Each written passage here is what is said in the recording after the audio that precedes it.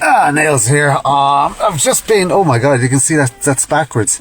In case you're wondering what the French cap is all about, well, I'm in France, and when in France you do what the French do. So the World Cup is coming up, and you have to support the bloody French, don't you? Because that's just the way it works. You can't be going around supporting the Ivory Coast.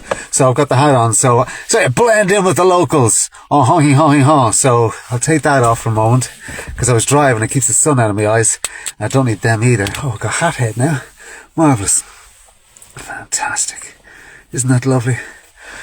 Listen, here's the deal. I wanted to stop and have a quick chat with you because I was driving from a town called Malo, which is on the coast here, and it was a nice little drive. I have the FM radio on, so I'm listening to French radio and trying to see what it's all about.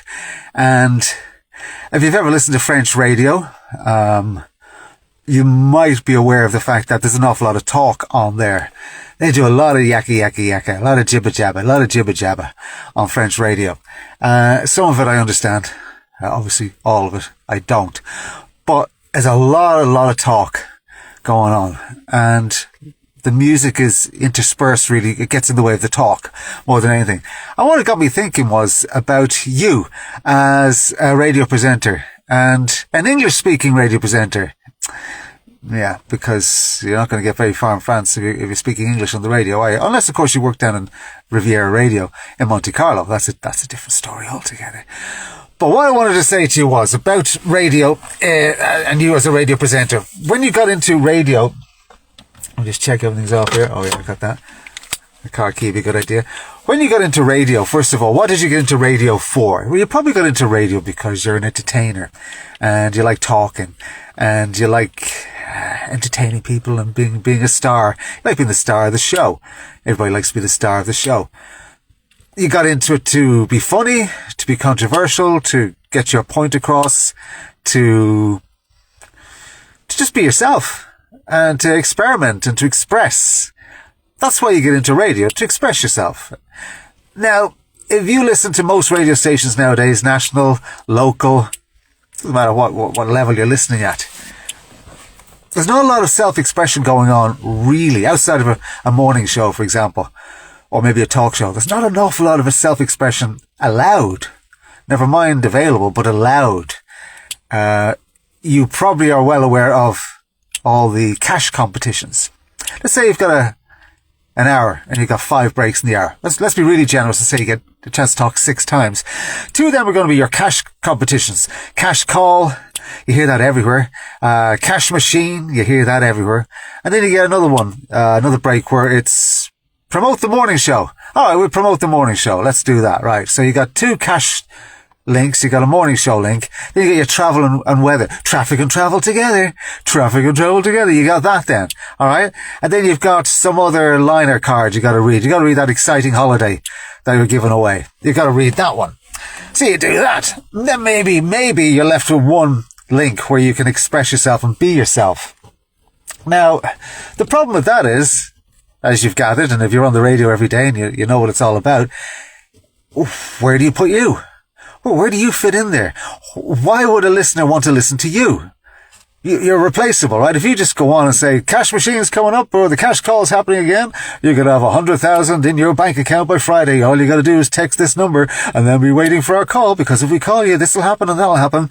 And that's the read. Then you got the holiday.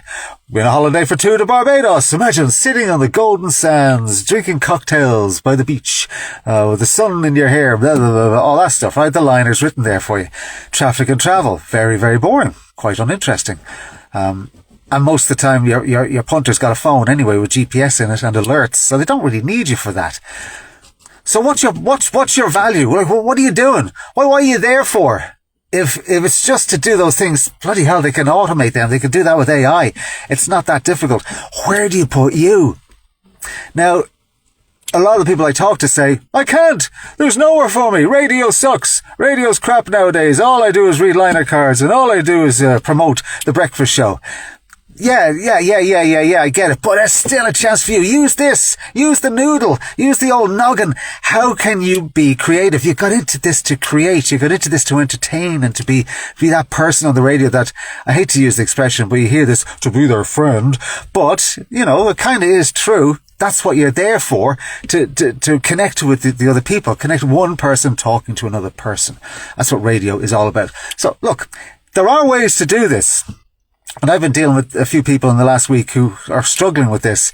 And what I've said to them is very simple. You can really start very simply by just changing a few things. Not necessarily the words.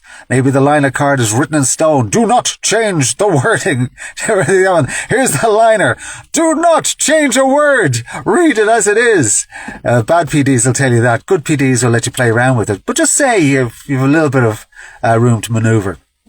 You can change some things, but you can change how you say it, right? You can change how you deliver the line, how you deliver the liner card or the cash read or whatever the frickin' hell it is that you have to sell this hour, because we're salespeople now, right? So how do you do that? Changing your voice and changing your tone in a way that only you can do it is one way to get yourself noticed and just stand out a little bit. That's all you're looking to do, is stand out another 5 or 10% from everybody else. If the person on before you, or as a lot of times it is, if the voice track before you is just reading the liner card, that's brilliant for you. That's fantastic. Let them read it, because when you come on, you're going to change it a little bit. Here's how you do one quick way to do it is your voice. Let's take a really boring sentence. I want to go to the shops. No, I don't. That's the sentence. So let's take that sentence. I want to go to the shops. How would you say that? If it's a liner card and you've read it 5 times already this week, you'll go, I want to go to the shops. Hey, I want to go to the shops. Hey, I want to go to the shops. I want to go to the shops. I want to go to the shops. Not very exciting. You get bored with it very quickly. But what if you change even something about that? Anything. Pick a word there in your own head right now. Pick a word. How would you make that yours? Very boring sentence. I mean, that's almost as boring as the cash call is happening and you can win money in your bank account on Friday. It's almost as boring and unnoticeable as that. How do you change that? Think about it right now. How would you change I want to go to the shops? Would you say, I want to go to the shops? Or would you say, I want to go to the shops? Or would you say, I want to go to the shops? Or would you say, I want to go to the shops? How would you say it? I wouldn't recommend the last one, but how would you say it is my point. How would you get that point across? How would you get that sentence so that it sounds different to the last person who said it? How can you say it so that people know who you are? There's a radio station we listen to sometimes in the morning. We being Tracy Lee and myself, who runs Radio Star, by the way. I want to mention that a little bit later on as well, Radio Star.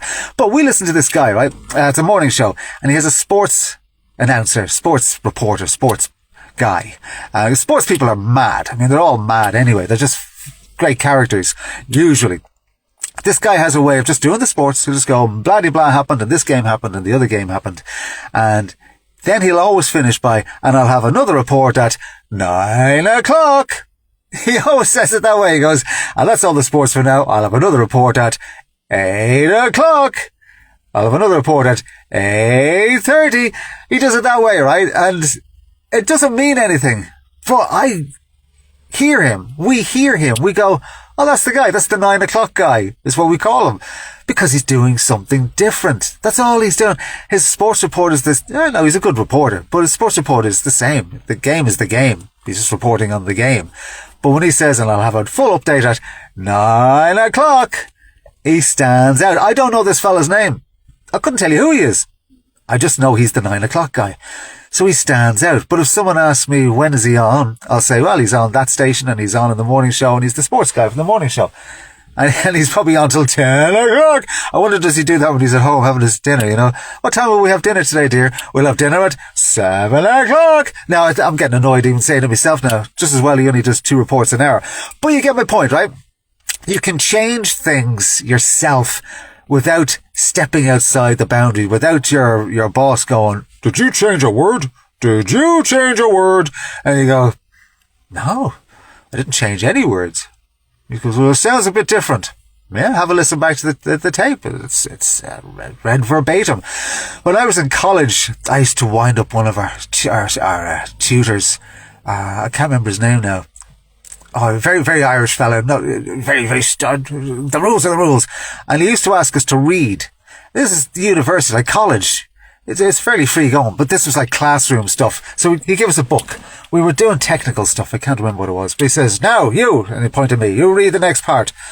So I'd just open the book and go, I'm going to riff here. I go, when you look at the item in section number 2, make sure that it's connected to section number 3. If it's not connected to section number 3, then there's a problem with the initial setup. What you need to do then is, and he looked at me, one time he stopped and he goes, stop it! I looked up and he says, are you taking the piss? I go, what? What do you mean? He said, you taking the piss? No, I'm just reading the words. And he couldn't quite put his finger on why I was taking the piss. I was taking the bloody piss. I was an 18-year-old brat. But he's kind of going, oh my God, there's a dog doing a dump right outside my car window here. How delightful. But he would say, he wouldn't be able to say what it was that I was doing. But what triggered that? What triggered that reaction? The way I was reading the words in the book on the page. That's what was doing it. It was just for a bit of fun. It was to keep myself entertained because the class was so boring. It got a reaction, right?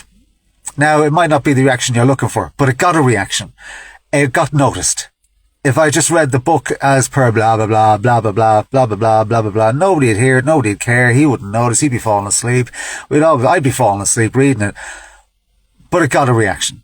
Now, when you're on the air and you're doing the cash machine or the cash call or whatever it is you're doing, and you give a little bit of oomph, just a little bit extra, just a tiny bit, doesn't have to be anything mad, just a tiny bit extra of you, of what would you do with it? Will it get noticed? I guarantee you it will.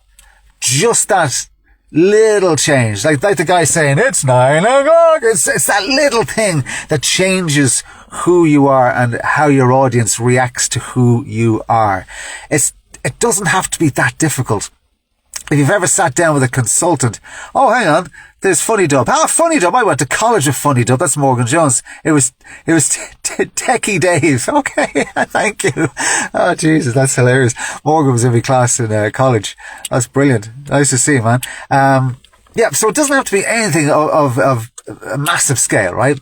It doesn't have to be. It can be something small, but it changes who you are.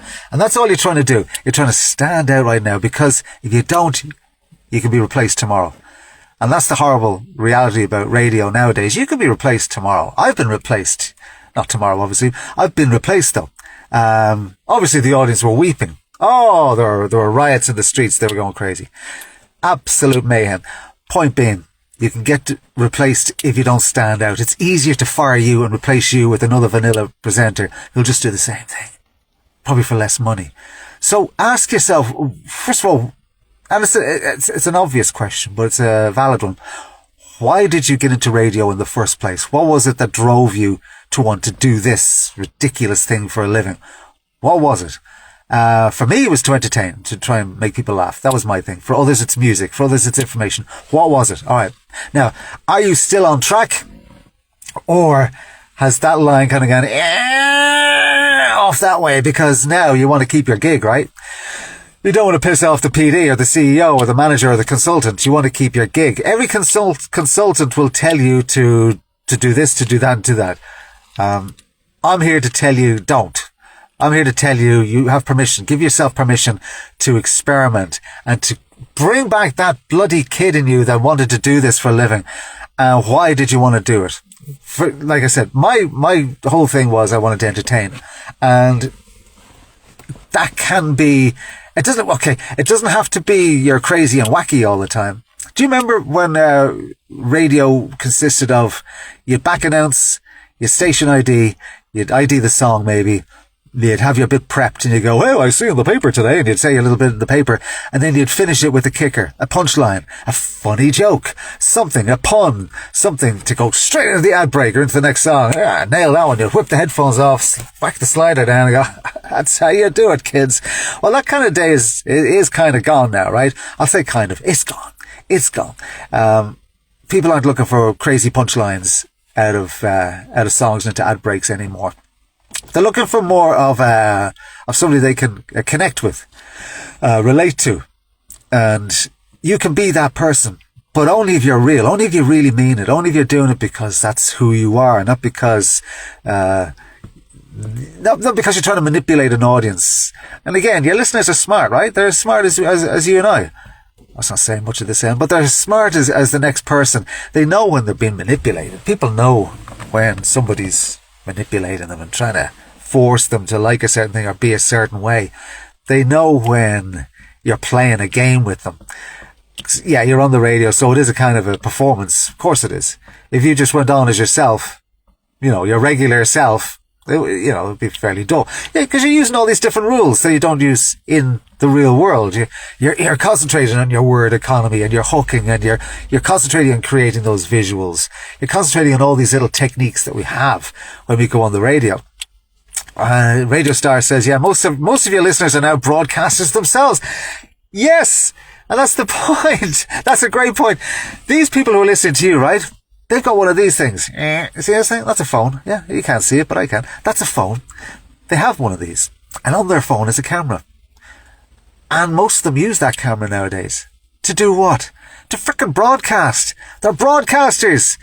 You will say they're putting up stuff on Instagram or TikTok or wherever they put their stuff up, but they're doing what you do, so they know how this works, or at least they think they know how this works.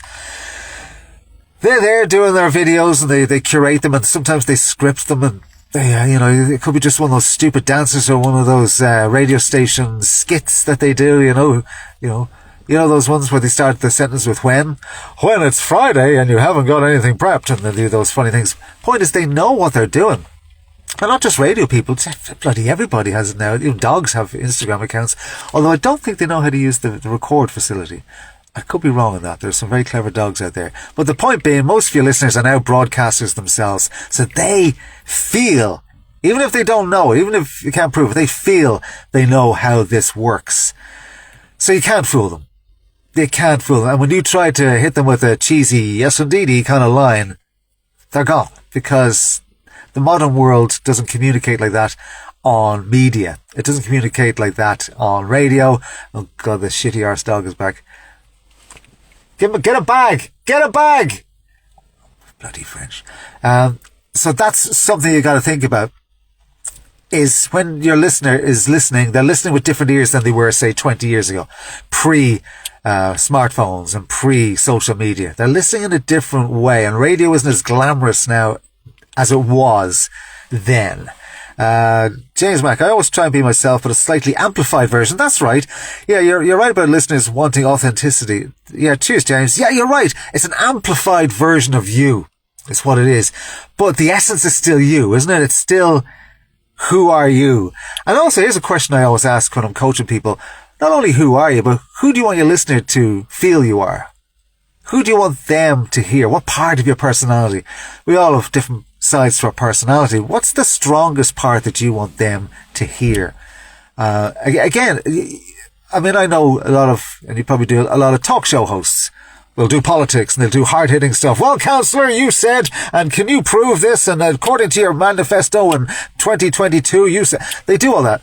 And then you meet them, and they're hardly going, well, good afternoon to you. It's very nice to meet you. I hope you're well. Now, yesterday you said you were going to take a drive. Did you take that drive? They're not like that. They're just like, hey, how's it going? You all right? Yeah, I'm all right. And they might be funny. They might be anything. But they're not who they say they are. But you're right. That's an amplified version. So their whole idea is that they will convey the image of being this hard-hitting journal, right? That's what they want you to think. They're the hard-hitting journal. And that's in their mind, obviously. That's part of who they are. So one of the things I will say to you is, number one, if you get a liner card, okay, there's two things. It's never just one. If you get a liner card or a read or something like that, there is a way to make it your own. There is a way to do that.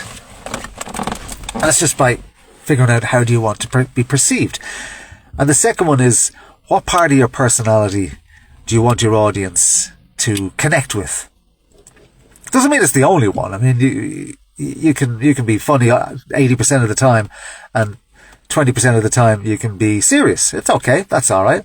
I'll give you the example of a morning show that I worked with years ago. There were two crazy guys in the morning, and they were very funny all the time. And then we were doing a radiothon once for a children's hospital. And the really funny guy, the morning show host, very, very funny fellow on air, like hilarious, was very serious for this one particular link. He was in a church, and he was very quiet. He was setting the scene. He was talking about kids and sick kids and how sad it was, and this kind of thing. It was very interesting. Everybody stopped and listened. And he suddenly became another person. But what it did for him was, it allowed him to go back to being Mr. Crazy and Wacky, but his loyal audience now also knew that he had a different side to him. He was also this very empathic kind of guy, a guy who had feelings, and a guy who was a guy who knew how the world worked. That's what he became. Because he changed it for a second. That's all he did. He took his core personality, which was, the morning show core personality, and he changed it.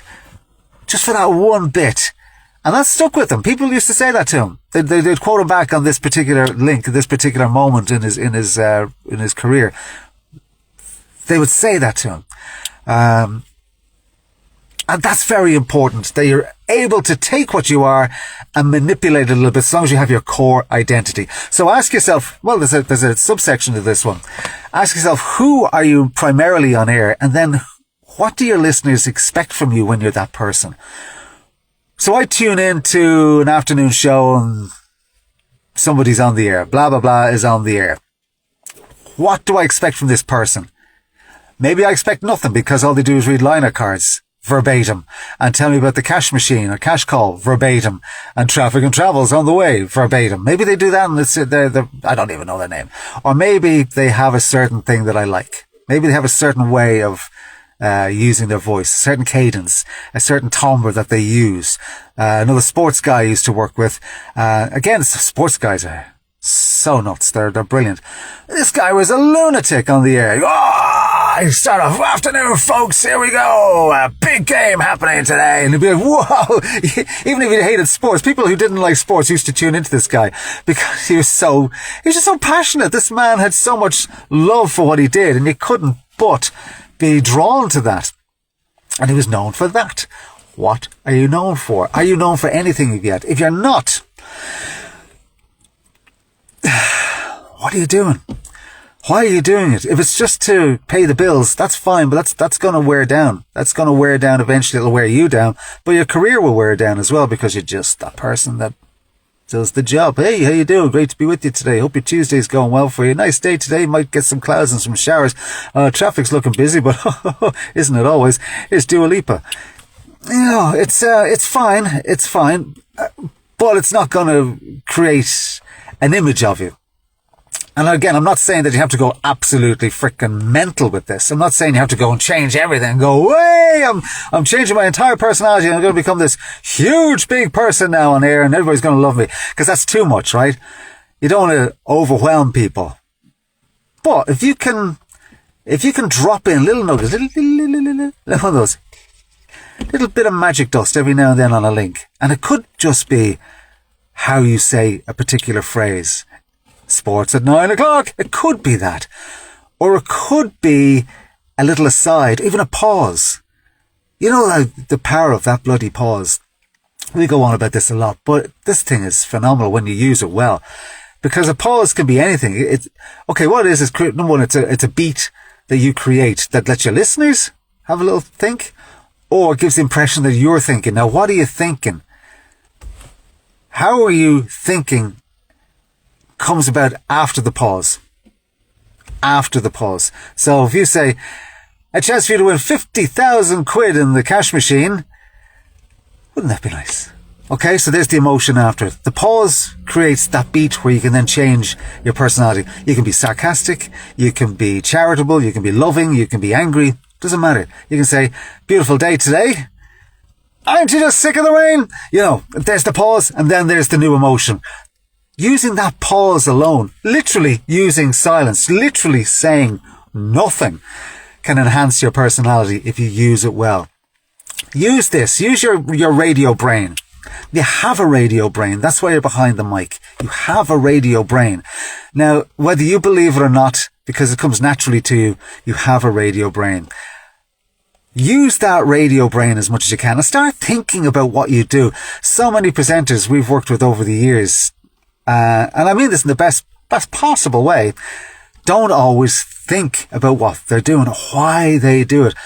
We got a demo from a kid in New York years ago, a couple of years ago, and I keep taking it as a benchmark. He was about 16. We weren't going to coach him. We won't coach anybody under the age of 18, but he sent it to us, and it was cute. It was nice. So we thought, we'll have a listen to this guy. Great voice. Really great voice. He sounded like he was about 35 and smoking cigars and drinking whiskey for the past 10 years. But literally his tape was, "Oh, very good afternoon to you, ladies and gentlemen. I hope you're well today. It's a great day in the city. We got some great tunes lined up for you." All this stuff. The kid was like 16. Where did he learn this crap? Where did he learn to talk like this? And he learned it because he's a radio nut. He was an anorak. He learned it from listening to all the old school guys. That's how you do radio as far as he was concerned. Which was not who he was, because I'd spoken to him. I'd spoken to his mom, and I spoke to his dad, and he was a nice kid. But he talked like that. "Hey, how you doing? Oh, good to you." Nice guy. So what he did was he changed himself so dramatically when he was on air that it wasn't him anymore. It was basically, he was a tribute act to radio presenters from the 80s and 90s, or even the 70s in some places. But that's what he became. So you don't want to be a tribute act. You want to be you. You just want to be you. How do you be you? Well, think about it. Think about it. Take this seriously. Like, take your frickin' career seriously. If this is what you want to do to make money and to feed yourself and get an apartment or a flat or a house or get a mortgage or a car, whatever it is you want to do, think about it seriously. Be a professional. All professionals think seriously about their jobs. Doctors don't go, "I don't know, I just want to go and cut up people and, make them better." They don't do that. They study and they take it seriously. And they figure out a pattern. They figure out their way of doing things. Think about it seriously. What is it you want to do? Why are you doing this? And then when you figure that out, hopefully you have, when you figure that out, then do something strategic about it. Put your plan in place. Figure out who you are, what you do, how you do it, how you say it, what you want to say, how you want to be known, how you want to be perceived, how you want to be heard. All these things go into that 15 seconds where you open up the microphone and you talk. They all go into that, into those few seconds, excuse me, I'm dehydrating. It's all about thinking about you and the structure of how you want to be perceived and who are you and what do you do when you're on the radio.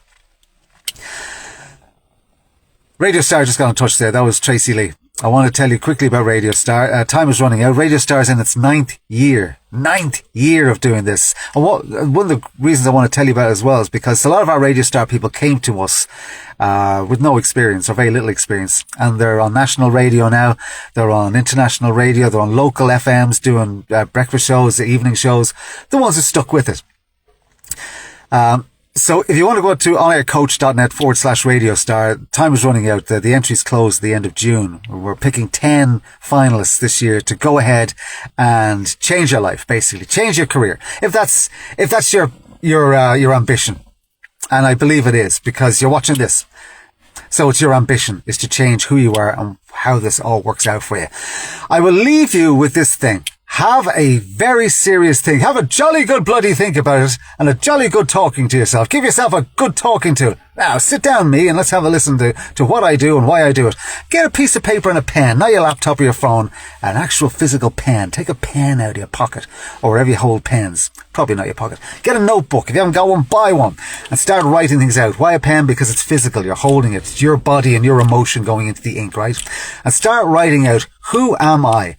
What do I like? What do I not like? What will I talk about? What won't I talk about? Everything. If you need help with that, email me, contact me. I've got lists of questions you can ask yourself that will help you get to where you want to go. They will help you decide who you are.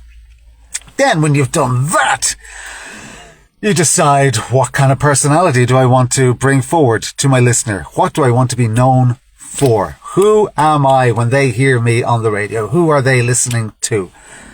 What are they listening to? If it's just another vanilla presenter, It's not going to last forever for you. Look, if you're very lucky, it will. I know some guys who've been vanilla for 20 years and they're still getting away with it, as they say. But nowadays, it's harder and harder and harder. These are people who've been in radio since the 90s. They're just part of the fabric of a listener's day. If you're starting out or you've been in radio 5-10 years, it's a different ball game right now. So have a think. Take yourself seriously and go for it, and frickin' just go for it. You get one shot at this. You get one shot at this stupid, mad life that we have. Why would you just sit back and go, I'll do it next year. I don't know.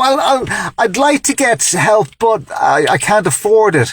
Even when you don't know how much it bloody costs. Or I don't know. It seems like too much hard work. It is hard work. Yeah, it's hard work. Of course it is. But if you want it, you'll do it. Stop making excuses. Do it now. Just do it now. Get a pen and paper. Start writing out, who am I, what do I want, and all these different questions. And if you need some pointers on that, just send me a DM or send me an email to On Air Coach. It's on the website, onaircoach.net. And I'll get back to you, because that's what we do. We get back to you. Right, I'm going to go. I'm going to put on my hat that looks backwards, because I'm on the phone. It makes everything go backwards.